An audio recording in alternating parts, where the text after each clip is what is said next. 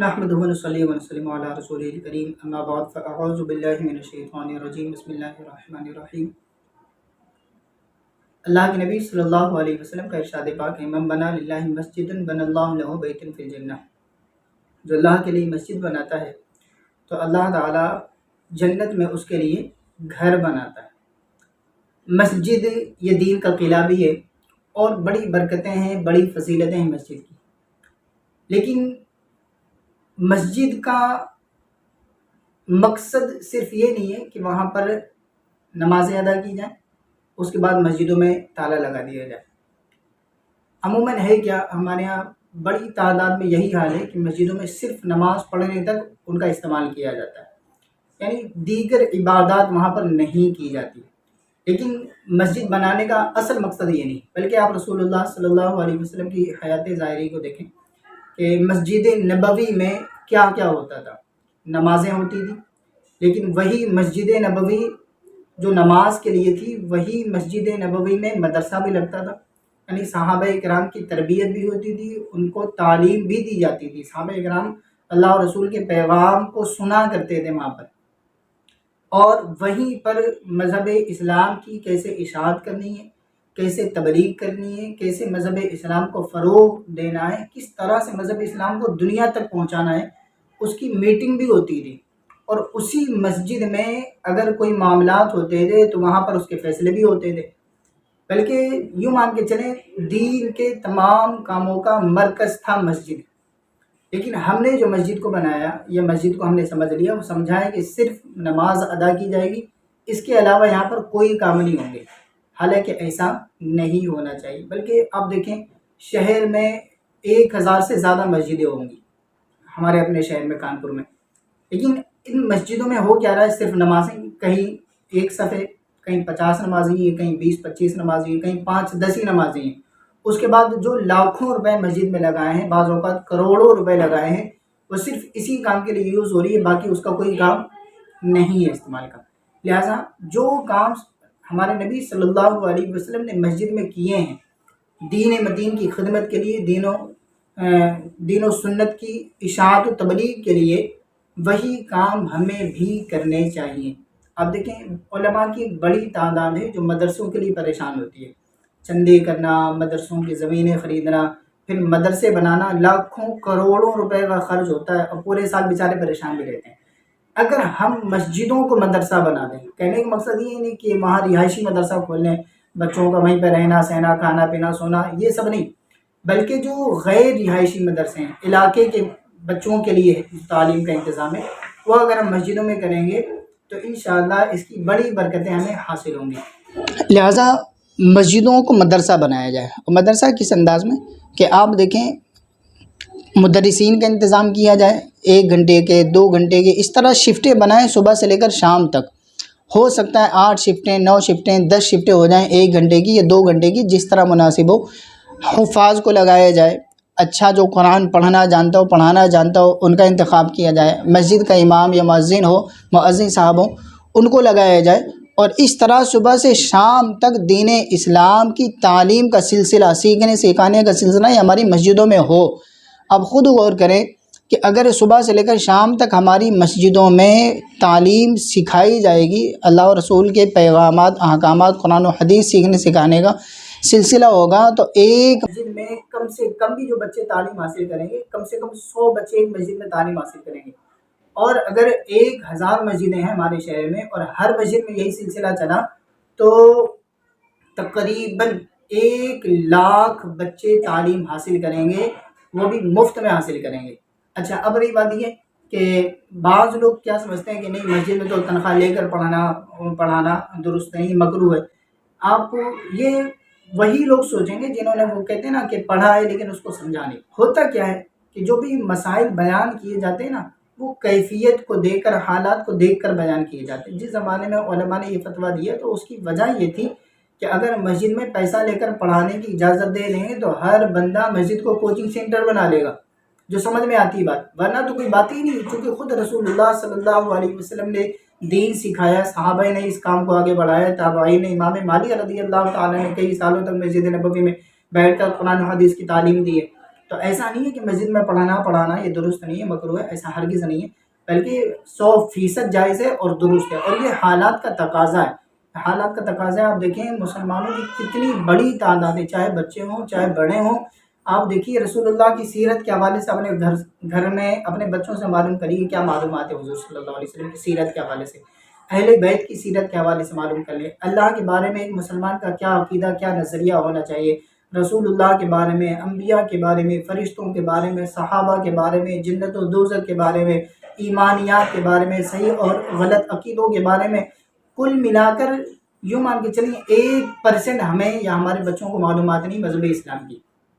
ہوتا کیا ہے، کوچنگ کے نام پر یا کہیں مدرسہ اگر چل رہا ہے تو وہاں پر صرف قرآن پاک سکھا دیا جاتا ہے اپنے بچوں کو، اور سمجھتے ہیں ہم نے اپنا پورا دین سکھا دیا، اپنا مذہب سکھا دیا۔ ایسا نہیں، بلکہ جو مدرسے بنائے جائیں یا مدرسے کھولے جائیں مسجدوں میں یا اس کے علاوہ بھی، تو وہاں پر ایک تربیت کا، ایک تعلیم کا پورا سلیبس ہو، پورا نظام ہو کہ بچوں کو کیا سکھانا ہے، اور قرآن کے ساتھ ساتھ سیرت مصطفیٰ رسول اللہ صلی اللہ علیہ وسلم کی زندگی اور اہل بیت کی زندگی، یہ تو بالکل لازم کیا جائے کہ ہم اپنے بچوں کو یہ سکھائیں۔ اور بلکہ جو مدرسین ہیں آپ جن کو پڑھانے کے لیے رکھنا چاہتے ہیں، آپ ان کو جب رکھیں تو سب سے پہلی چیز تو یہ ان کا ٹیسٹ لیں، چاہے وہ امام کے لیے آپ انتخاب کریں، امامت کے لیے، یا آپ بچوں کو پڑھانے کے لیے ان کا پہلے انتخاب کریں، تو یہ دیکھیں کہ وہ خود قرآن درست پڑھانا جانتے ہیں یا نہیں جانتے۔ اگر وہ خود قرآن درست نہیں پڑھانا جانتے تو پھر وہ آپ کو نہ تو صحیح نماز پڑھا سکیں گے، نمازیں نہیں ہوں گی اگر معنی خراب ہوں گے، اور جب قرآن درست پڑھنا نہیں جانتے ہوں گے تو پھر وہ بچوں کو بھی نہیں سکھا سکیں گے۔ اچھا ہوتا کیا ہے، بعض اوقات مدرسے ہمارے چلتے ہیں، لیکن ہوتا کیا ہے، ایک مدرس 100 بچے، اب ایک مدرس 100 بچوں کو کیسے پڑھائے گا؟ تو ایک مدرس پر میکسیمم اگر بچے ہوں تو زیادہ سے زیادہ 20 بچے ہوں، آپ صبح سے لے کر شام تک، ہو سکتا ہے 1 گھنٹے کے لیے آپ کسی مدرس کا انتخاب کریں تو 2000 روپے میں مل جائے، کو 3000 روپے میں، اس طرح صبح سے شام تک آپ کو بہت سارے لوگ مل جائیں گے، حفاظ جو گھر گھر جا کر کوچنگ پڑھا رہے ہیں، ٹیوشن پڑھا رہے ہیں، ان کو اگر اپنی مسجد میں تعلیم کے لیے لگا لیں گے تو انشاءاللہ بہترین مذہب اسلام کی خدمت ہوگی، دین تعلیم کی اشاعت و تبلیغ ہوگی، اور انشاءاللہ ہمارے جو بچے ہیں، ہماری جو نسلیں ہیں نا، وہ جاہل نہیں ہوں گی، اللہ نے چاہا کم سے کم اپنے مذہب کو سمجھنے والے بنیں گے، کیونکہ ہوتا یہی ہے جب تک دین کی معلومات نہیں ہوگی نا تب تک بندہ دین پر چلے گا بھی نہیں۔ ابھی ہماری ایک ملاقات ہوئی تھی کچھ سال پہلے، یہی ایک بڑی مارکیٹ ہے موبائل کی، وہاں ایک نوجوان بندہ جو 25-30 سال کا ہوگا، اس سے جب زکوٰۃ کے بارے میں کچھ بات ہوئی تو اس نے کہا کہ زکوٰۃ کا حکم تو قرآن و حدیث میں ہے ہی نہیں۔ پوچھا کیوں بھائی؟ تو کہا یہ تو ملا مولویوں کا کام ہے، زکوٰۃ کا حکم ہے ہی نہیں قرآن میں۔ تو جب ہماری جنریشن ایسی ہوگی جس کو یہ بھی نہیں پتہ ہوگا کہ جو اسلام کی بنیاد ہے زکوٰۃ، اس کے بارے میں معلومات نہیں ہوگی، تو پھر آپ خود بتائیں وہ خود دین پر کیسے عمل کرے گا، اور دوسروں کو یا اپنے بچوں کو، اپنی نسلوں کو کیسے دین پر چلائے گا۔ لہٰذا دین اسلام کو سیکھنے اور سکھانے کی بہت زیادہ حاجت ہے، اور اس کے لیے ہمیں الگ سے مدرسے بنانے کی خاص حاجت نہیں ہے، بلکہ حاجت ہے، لیکن جو رہائشی ہوں، درس نظامی کے ہوں، علماء بنانے کے لیے ہوں، مفتیان کرام بنانے کے لیے یا پراپر حافظ بنانے کے لیے، تو ان کے لیے حاجت ہے۔ لیکن اب ناظرہ قرآن پڑھنے کے لیے جو ہے یا پڑھانے کے لیے ہمیں ملتے نہیں ہیں مدرسے، نہ ہماری بچیوں کے لیے نہ ہمارے بچوں کے لیے، اور ہمارے بچے یوں ہی بڑے ہو جاتے ہیں اور دینی تعلیم حاصل نہیں کر پاتے۔ لہٰذا اس کے لیے کوششیں کریں، اور اس کے لیے باقاعدہ ایک نظام بنایا جائے، ٹیم بنائی جائیں، کمیٹی بنائی جائے۔ بعض اوقات ہوتا ہے کہ مسجد کی کمیٹی تو ہوتی ہے لیکن ان کا کام خالی جمعے کے بعد چندہ گننے تک محدود ہوتا ہے، امام کی تنخواہ بلا کر دے دیا ہے، چندہ گن لیا، کیا آیا کیا نہیں آیا، اس کے علاوہ کوئی خاص کام نہیں ہوتا۔ مسجد دین کا قلعہ ہے، اس سے دین کے بڑے بڑے کام ہو سکتے ہیں، بہت بڑے بڑے کام ہو سکتے ہیں۔ آپ خود بتائیں، جتنی ہماری مسجدیں ہیں، ہر مسجد کے اطراف میں اس مسجد کے علاقے کی ایک ٹیم بنی ہو، ایک کمیٹی بنی ہو جو کم سے کم 20-25 افراد یا 100-50 افراد پر مشتمل ہوگی، پھر وہ مسجد کا نظام دیکھے، مدرسین کی ضرورت ہے، بچوں کی ضروریات ہیں، مؤذن کی ضرورت ہیں، امام کی ضروریات ہیں، یا مسجد کی دیگر ضروریات ہیں، ان کو پورا کریں گے تو انشاءاللہ بہترین انداز میں دین کا کام ہوگا۔ اور اسی طرح جس طرح بچوں کی تعلیم کا ہے، اسی طرح اب دور وہ ہے کہ آپ دیکھیں کہ بعض اوقات مردوں کی تعلیم کا انتظام تو ہو جاتا ہے، بچوں کی، لڑکوں کی، لیکن بچیاں جو ہے نا تعلیم سے محروم رہ جاتی ہیں اور اسی انداز میں بڑی ہوتی ہیں۔ حالانکہ نسل جو چلتی ہے نا، اصل انہی سے چلتی ہے، انہی کو بچوں کی تربیت کرنی ہوتی ہے، لیکن جب وہ خود دین اسلام کی تعلیم سے بہرہ ور نہیں ہوں گی، نا آشنا ہوں گی، تو پھر وہ اپنی نسلوں کی تربیت کیسے کریں گی؟ لہٰذا بچیوں کی تعلیم کا بھی انتظام کیا جائے، اور ہر محلے میں، بلکہ ہر محلے کیا، ہر 100 گھر پر ایک مدرسہ ہونا چاہیے، چاہے وہ کرائے پر لے لیا جائے، ایک گلی ہے تو اس گلی میں کوئی کمرہ کرائے پر لیا جائے، اور کسی خاتون کو جو قرآن درست پڑھ لیتی ہو، اردو وغیرہ صحیح پڑھ لیتی ہو، جو دینی کتابیں ہیں وہ ان کو پڑھائی جائے، ان کی جو ضروریات کے مسائل ہیں وہ ان کو پڑھایا جائے، قرآن درست پڑھنا ان کو سکھایا جائے، بلکہ اسپیچ دینا بھی سکھایا جائے، تبلیغ کرنا سکھایا جائے کہ دین اسلام کی کس طرح سے تبلیغ کرنی ہے۔ ہر محلے میں بلکہ ہر گلی میں بچیوں کا مدرسہ بھی ہونا چاہیے، اور اس کے لیے ظاہر بات ہے خالی بیٹھ کر ہم لوگ باتیں کریں گے تو کچھ نہیں ہوگا، اس کے لیے ٹیم بنائیں اور کوئی نہ کوئی بندہ آگے بڑھے، 1 سے 2، 2 سے 4، وہ کہتے ہیں نا میں اکیلا ہی چلا تھا جانب منزل، مگر لوگ ساتھ آتے گئے اور کارواں بنتا گیا۔ آپ کوشش کریں، اور اکیلے آپ کوشش کریں، دوسروں کے لیے کوشش کریں، ٹیم بنائیں، کمیٹی بنائیں، نظام بنائیں، تنظیم بنائیں، انشاءاللہ بہترین انداز میں دین اسلام کی خدمت ہوگی۔ اور یہ جو حالات بگڑ رہے ہیں نا کہ ہماری اسلامی بہنیں دین اسلام چھوڑ دیتی ہیں، یا اس طرح کے الفاظ بعض اوقات زبان میں سے ادا ہو جاتے ہیں جس کی وجہ سے ایمان ضائع ہو جاتا ہے، ان کو پتہ چلے کہ مذہب اسلام ہے کیا، اللہ اور رسول کے پیغام ہمارے لیے کیا ہے، دین مصطفیٰ صلی اللہ علیہ وسلم کتنی اہمیت کا حامل ہے ہمارے لیے، ایمان ہمارے لیے کتنی انمول دولت ہے۔ یاد رکھیے خدا کی قسم، جس کو ایمان ملا ہے نا، دونوں جہان کی سب سے بڑی دولت ملی اس کو، جس کو ایمان نہیں ملا، دنیا کا سارا خزانہ بھی اس کے قدموں میں ہونا تو اس کو کچھ نہیں ملا۔ تو اپنے ایمان کی قدر کریں، اور اپنی آنے والی نسلوں کی ایمان کی قدر کریں، اور جو موجود ہیں ان کی تعلیم کا، ان کی تربیت کا، ان کو دین اسلام سکھانے کے لیے بھرپور کوششیں کریں اور انتظام کریں، اور اپنی مسجدوں میں بھی ایسے انتظامات کریں کہ یہ جو بھی ضروریات ہیں وہ پوری کی جا سکے۔ بعض اوقات ہوتا ہے کہ بچے آتے ہیں اور وہ پڑھائی کرتے ہیں، استنجا خانہ ایک ہی ہوتا ہے یا بیت الخلاء ایک ہی ہوتا ہے، وہ بھی اس کی کنڈیشن بعض اوقات ایسی ہوتی ہے کہ آدمی جائے تو اس کو گھینا ہے۔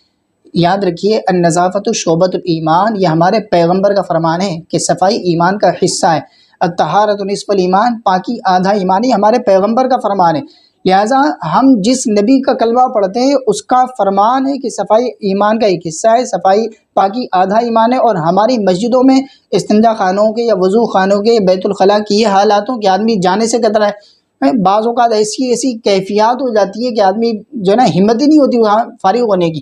لہٰذا ایسا بھی نہ ہو، جہاں آپ بہت سارے نظام دیکھتے ہیں،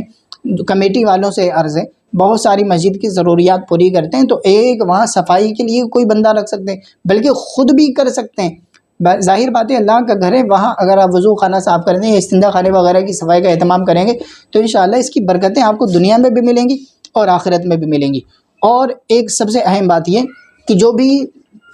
تنظیمیں ہیں دعوت و تبلیغ کا کام کرنے والی، چاہے وہ چھوٹی تنظیم ہو چاہے بڑی تنظیم ہو، اگر وہ اہل سنت والجماعت سے تعلق رکھتی ہے، ان کے عقائد و نظریات درست ہیں، تو اپنی مسجدوں کے دروازے ان کے لیے ہمہ وقت کھولے رہیں۔ ہاں کچھ شرائط کے ساتھ ان کو آپ اجازت دے دیں کہ بھئی ٹھیک ہے آپ ہماری مسجد میں دین کا کام کریں، آپ درس دیں، بیان کریں، تبلیغ کریں، قافلوں میں سفر کروائیں، تاکہ کل کو قیامت کے دن ہمارے گریبان نہ پکڑا جائے۔ دیکھیں جو کام کر رہے ہیں ہمارا فرض بنتا ہے کہ ہم اس کا ساتھ دیں، پہلی بات تو خود بھی کریں، اور اگر نہیں کر سکتے تو کم سے کم ہم اپنی مسجدوں کے دروازے تو کھول لیں۔ بعض اوقات ہوتا ہے کہ ہم نے مسجدوں میں قبضہ کر کے بیٹھ جاتے ہیں، کوئی بھی آتا بھئی ہمیں بیان کرنا ہے، ہمیں درس دینا ہے، اجازت نہیں ہے، اجازت نہیں، نعوذ باللہ من ذالک۔ میرے پیارے محترم اسلامی، قرآن پاک کا حکم ہے وَمَنْ أَظْلَمُ مِمَّنْ مَنَعَ مَسَاجِدَ اللَّهِ أَنْ يُذْكَرَ فِيهَا اسْمُهُ وَسَعَىٰ فِي خَرَابِهَا، کہ ظالم ہے وہ شخص کہ جو لوگوں کو اللہ کی مسجد میں آنے سے منع کرتے ہیں۔ ہم مسلمان ہیں، ہم مسجد میں بلانے والے ہیں، مسجد میں لانے والے ہیں، مسجد میں دعوت دے کر لوگوں کو نماز کے لیے لانے والے ہیں، دین اسلام سیکھنے اور سکھانے کے لیے لانے والے ہیں، روکنے کے لیے نہیں ہیں۔ لہٰذا اگر دین کا کام نہیں کر سکتے تو خود کوشش کریں کہ دین کا نقصان بھی نہ کریں۔ اللہ تعالی ہمیں عمل کرنے کی توفیق عطا فرمائے۔ زیادہ سے زیادہ اس ویڈیو کو شیئر کیجیے گا، اگر کوئی غلطی ہو تو برائے کرم معاف کیجیے گا۔ اللہ تعالی عمل کی توفیق عطا فرمائے، آمین، بجاہ نبی الامین صلی اللہ تعالی علیہ وآلہ وبارک وسلم۔